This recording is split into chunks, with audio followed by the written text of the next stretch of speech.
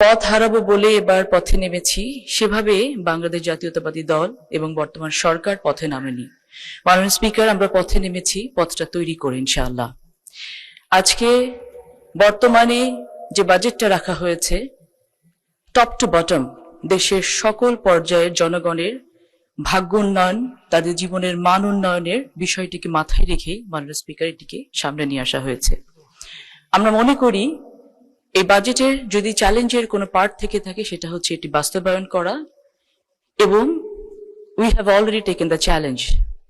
বাংলাদেশ জাতীয়তাবাদী দল, বর্তমান সরকার যে কোনো ধরনের চ্যালেঞ্জ নিতে প্রস্তুত ছিল, আছে এবং থাকবে। বর্তমানে বাংলাদেশের যে আর্থিক অবস্থা, যে ভঙ্গুর অর্থনীতি, বিগত 17-20 বছর ধরে যে সিস্টেমেটিক্যাল ডিস্ট্রাকশন সকল রাষ্ট্রীয় প্রতিষ্ঠানগুলোতে করা হয়েছে, সকল কিছুকে ওভারনাইট তুলে নিয়ে আসা সম্ভব না, এটা আমরা সবাই জানি, আমরা সবাই বুঝি। সে কারণে আমাদের এই বাজেটটাকে বাস্তবে রূপ দিতে হলে সকলের সম্মিলিত প্রচেষ্টা প্রয়োজন রয়েছে। সকলকে সাথে নিয়ে আমাদেরকে একসাথে এগোতে হবে। সমাজ কল্যাণ মন্ত্রণালয়ের প্রতিমন্ত্রী হিসেবে দায়িত্ব পাওয়ার পর থেকে এ পর্যন্ত রাত দিন কাজ করে যাচ্ছি কিভাবে সব থেকে ভাইব্রেন্ট একটি মিনিস্ট্রি এটাকে করে গড়ে তোলা যায়। আমার মাননীয় মন্ত্রী মহোদয় এখানে আছেন। আমরা সকলে মিলে চেষ্টা করেছি বাংলাদেশ জাতীয়তাবাদী দলের যে manifesto, one of the main signature project যেটা ছিল ফ্যামিলি কার্ড, সেটাকে পাইলটিংটা বাস্তবে রূপ দিতে, এবং আমরা সাকসেসফুলি সেটা করতে পেরেছি ইনশাআল্লাহ। আমাদেরকে ফ্যামিলি কার্ড সহ, কৃষক কার্ড সহ, আমাদের যুব সমাজের উন্নয়নের জন্য চাকরি থেকে শুরু করে যত ধরনের সামাজিক পরিকল্পনা নেওয়া সম্ভব বর্তমান বাজেটে সবগুলো নেওয়া হয়েছে। কিন্তু আমাদেরকে নিশ্চিত করতে হবে বেনিফিশিয়ারি এন্ডে যেন সকল এই পরিকল্পনাগুলোকে পৌঁছায়, এই বেনিফিটগুলো পৌঁছায়। সেটার জন্য আমাদের সকলের সম্মিলিত প্রচেষ্টা প্রয়োজন। আমরা অনেক বিরোধিতার জন্য বিরোধিতা করতে পারি, কিন্তু পরিবর্তনের বাতাস যে একটি অলরেডি শুরু হয়ে গেছে এটা আমাদেরকে স্বীকার করতে হবে। সে পরিবর্তনটা যেমন সবুজ বাংলাদেশ গড়ার পরিবর্তন, গ্রিন বাংলাদেশ গড়ার পরিবর্তন, সেই পরিবর্তনটা একইভাবে পরিষ্কার বাংলাদেশ, ক্লিন বাংলাদেশ গড়ার পরিবর্তন। আসুন আমরা সকলে মিলে রাস্তাঘাট পরিষ্কার করার সাথে সাথে নিজেদের মনটাকে একটু পরিষ্কার করি। যদি নিজেদের মনটাকে পরিষ্কার করতে পারি, একটু বড় করে আমরা দেখতে পারি, আমরা দেখতে পাবো যে আমরা সকলে মিলে জুলাই অভ্যুত্থানের মধ্য দিয়ে যে একটি নতুন বাংলাদেশকে নিয়ে আসলাম, আমরা সকলে কিন্তু সে একই প্ল্যাটফর্মেই দাঁড়িয়ে আছি।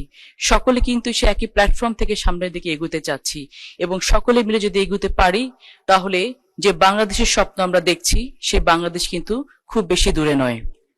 এই বাজেটে যেমন জাতীয় সম্পর্ককে বিনির্মাণ করার জন্য চেষ্টা করা হয়েছে, আন্তর্জাতিক সম্পর্ককে অনেক বেশি স্ট্রেংথেন করার চেষ্টা করা হয়েছে।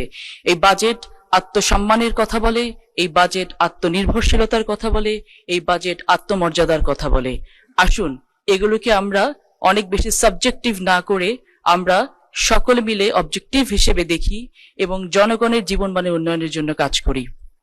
আমার মন্ত্রণালয়ের যে ফ্যামিলি কার্ডের বিষয়ে পাইলটিং শেষ হয়েছে, যখনই যেখানে যাই তখন একটি প্রশ্নের উত্তর আমাদেরকে দিতে হয় যে আমার এলাকায় কখন ফ্যামিলি কার্ড শুরু হবে। এই যে মানুষের চাহিদা, এই যে মানুষের রেসিপ্রোকেশন, তাদের যে ফ্যামিলি কার্ডের প্রয়োজন, তাদের যে কৃষক কার্ডের প্রয়োজন, সেটাই কিন্তু ডিনোট করে যে এই প্রজেক্টগুলো কতখানি বাস্তবধর্মী এবং এই প্রজেক্টগুলো কতখানি বাংলাদেশ ইকোনমিতে ইম্প্যাক্ট ফেলতে পারে।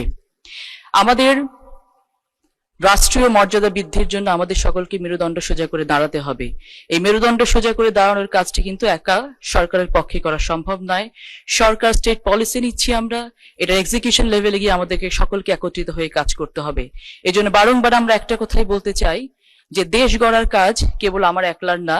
আমরা দেখেছি বিগত সময়ে যখন এক একটি সেক্টরের উপরে অত্যাচার হয়েছে তখন সেই সেক্টর প্রতিবাদ করেছে, কিন্তু যখন একটি সন্তানের গায়ে গুলি লেগেছে তখন কিন্তু ঘর থেকে মা বাবা সহ সকলে বেরিয়ে এসেছে।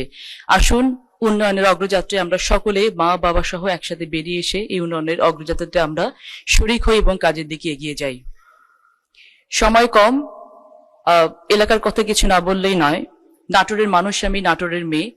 আমাদের নাটোরের বেশ কিছু বিষয় নিয়ে ইতিমধ্যে আমি সংসদে কথা বলেছি। তার মধ্যে একটি হচ্ছে নাটোরে যতগুলো চরাঞ্চল রয়েছে, উত্তরাঞ্চলে যতগুলো চরাঞ্চল রয়েছে, এই চরাঞ্চলগুলোকে যদি আমরা ইউটিলাইজ করতে না পারি, তাহলে আমাদের জন্য এটা খুব ক্ষতির কারণ হচ্ছে। প্রথমত, বালুমহল নিয়ে একটা বড় সিন্ডিকেট কাজ করে পুরো বাংলাদেশ জুড়ে। এই সিন্ডিকেটটাকে আমাদেরকে একটু আইডেন্টিফাই করে কেটে ডিফিউজ করতে হবে।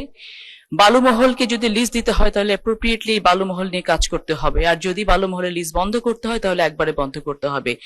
যদি চরগুলোকে আমরা ইউটিলাইজ করতে চাই, আমাদের রিনিউয়েবল এনার্জির ক্ষেত্রে আমরা যদি সোলার প্যানেল তৈরি করে সেখানে কাজ করতে চাই, তাহলে চরাঞ্চলে যে ক্রাইম গুলো হয় এই ক্রাইম গুলো বন্ধ করা অনতিবিলম্বে সম্ভব।